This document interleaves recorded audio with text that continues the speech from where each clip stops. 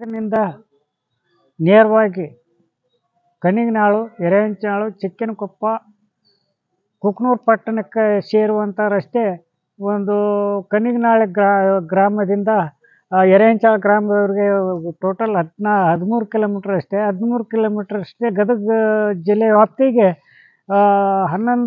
10ವರೆಲಿಂದ 11 kilometre ಬರ್ತಾ. ಉಳಿದ ಎರೆಹಂಚಾಳು ವ್ಯಾಪ್ತಿಗೆ ಬರೋಂಥ ರಸ್ತೆ ಇವತ್ತು 5.5 ಕಿಲೋಮೀಟ್ರ್ ಬರ್ತಾ. ಇವತ್ತು ಚಿಕ್ಕನಕೊಪ್ಪಲಿಂದ ಕುಕನೂರುವರೆಗೆ 6 ಕಿಲೋಮೀಟ್ರ್ ರಸ್ತೆ ಬರ್ತಾ. ಈ ರಸ್ತೆ ಮಾಡಿ ಕೊಡಬೇಕೆಂದು ಇವತ್ತು ಪ್ರವಾಸೋದ್ಯಮ ಸಚಿವ ಎಚ್ ಕೆ ಪಾಟೀಲ್ ಅವರಿಗೆ ನಾವು ಸಾಹೇಬ್ರಿಗೆ ಇವತ್ತು ಮನವಿ ಸಲ್ಲಿಸಿದ್ವಿ. ಜಗದೀಶ್ ಶೆಟ್ಟರ್ ಮುಖ್ಯಮಂತ್ರಿ ಇದ್ದಾಗಿಂದ ಇಲ್ಲಿವರೆಗೆ ಮನವಿ ಸಲ್ಲಿಸ್ಕೊಂತ ಬಂದಿದ್ವಿ. ಈಗಲಾದರೂ ಅದೇ ರೋಡಿಗೇನೆ ಇವತ್ತು ಸಾರ್ವಜನಿಕರು ಬೈಕ್ ಸವಾರರು ಓಡಾಡ್ತಾ ಇದ್ದಾರೆ.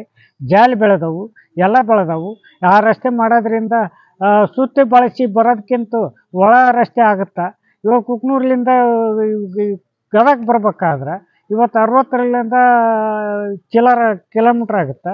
ಸುತ್ತಿ ಬಳಸಿ ಹೋಗೋದಕ್ಕಿಂತ ಅನುಕೂಲ ಆಗುತ್ತೆ. ಇದನ್ನ ಮಾಡಿಕೊಟ್ರೆ ಈಗಲೂ ಅಡ್ಡಾಡೋಕ್ಕೆ ಅನುಕೂಲ ಆಗುತ್ತೆ ಅಂತೇಳಿ ನಾವು ಸಚಿವರಿಗೆ ಮನವಿ ಇವತ್ತು ಏನು KVK ಆವರಣದಲ್ಲಿ ಇವತ್ತು ಸಚಿವ ಪಾಟೀಲ್ ಅವರಿಗೆ ನಾವು ಮನವಿ ಸಲ್ಲಿಸಿವಿ. ರಾಯರೆಡ್ಡಿಗೆ ಹೇಳಿ ಮಾಡಿಸ್ನಂತ ಅಂದೂ ಭರವಸೆ ತೊಗೊಂಡ್ರೆ ಅಂತ ಹೇಳಿ ಇವತ್ತು ನಮ್ಮ ಯಾವುದೋ ರಾಜ್ಯ ಕಾರ್ಯಾಧ್ಯಕ್ಷರಾದ ಗೋನಾಳ್ ಸರ್, ನಾವು ರಾಜ್ಯ ರೈತ ಸಂಘದ ರಾಜ್ಯ ಉಪಾಧ್ಯಕ್ಷ ಅಂದಪ್ಪ ಕುಳೂರ ಮಾಧ್ಯಮ ಮೂಲಕ ನಾವು ಮನವಿ